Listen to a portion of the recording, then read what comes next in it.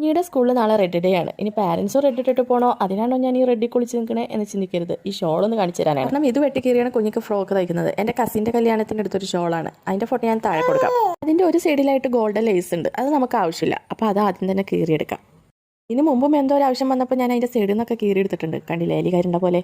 നോക്ക് ഇതാ ഇങ്ങനെയാണ് വെട്ടിയിട്ടുള്ളത്. പിന്നെ എൻ്റെ കയ്യിലുണ്ടായിരുന്ന ഒരു വൈറ്റ് ലേസ് അതും കൂടി ഒന്ന് വെച്ച് കൊടുക്കാമെന്ന് വിചാരിച്ചു. ഇപ്പോൾ എനിക്കൊരു ക്രിസ്മസ് വൈബൊക്കെയാണ് ഓർമ്മ വരുന്നത്.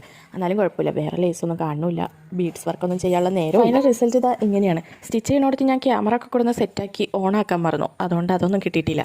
പിന്നെ വിചാരിച്ചു ബാക്കിയുള്ള പീസും കൊണ്ട് ഒരു ബോയും കൂടി ചെയ്തേക്കാന്ന്. അറ്റത്ത് 2 ലേസൊക്കെ വെച്ച് ഒരു ബോ സെറ്റാക്കി എടുത്തിട്ടുണ്ട്. പിന്നെ വിചാരിച്ചു ഒരു ടെയിലും കൂടി ആവാന്ന്.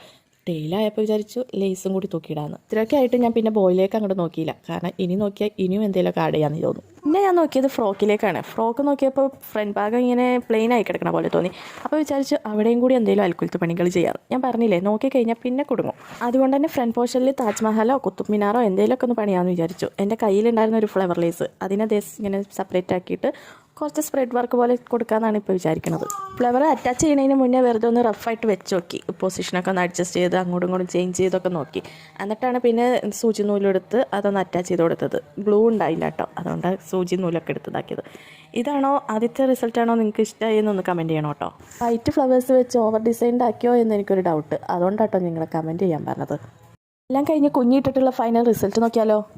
ഇപ്പോൾ ഡ്രസ്സൊക്കെ ഇട്ട് സ്കൂളിലേക്ക് ആയതുകൊണ്ടാണ് ഇങ്ങനെ അനങ്ങാണ്ടിരിക്കുന്നത്. അല്ലാന്നുണ്ടെങ്കിൽ ഒരു ഡാൻസൊക്കെ കാണാമായിരുന്നു.